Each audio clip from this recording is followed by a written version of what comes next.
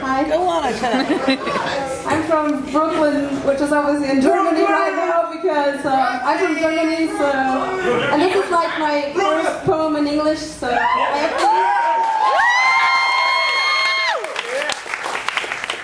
to sure cool here. Okay, and I brought you a 3-minute piece and it's called My Heart is a Typewriter. Woo! I'm not just a poet. I'm a person. I'm a poem, rather, consisting of thousands of letters and words, tied together by the mere fact of my existence. And this tense is illusionary, because it is the present, and who am I to make statements, rather than to dream? And it seems like we forgot how to do that sometimes. And I always had a special interest in the life of others, and the fact that this rhymes is just a coincidence, and so was my birth. And so was yours.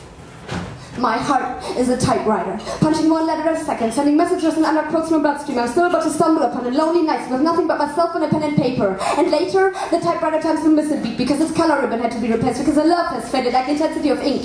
And I think that it is the same with everything you get used to sometimes. But I will never get tired of this world.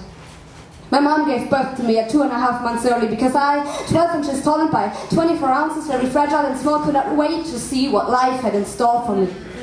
28 years later, I see that the stores I was hoping to find back then are sometimes locked, like the become what you want store, or the be who you are store, and the say what you want store has very limited opening hours in some places, I was told recently. But my built-in typewriter still finds words for expressing all these madness, these contradictions and wonders we call life.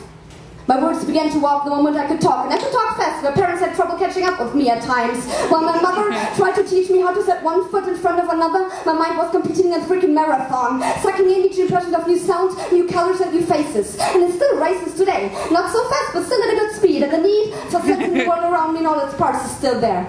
And sometimes this is easier said than done. Paper is patient, the German saying goes, and people say a lot they don't mean, and I don't mean to be mean, but this world is so crazy and cruel, it's hard to see the good in all these bad places. So sometimes my shoelaces are untied on purpose so I can fall flat on my face in order to get a new perspective. At 13, my mom told me, "You're lucky you haven't lost your eyesight at birth, so promise me to never walk through this world turning a blind eye." And I think it's the only promise I ever kept.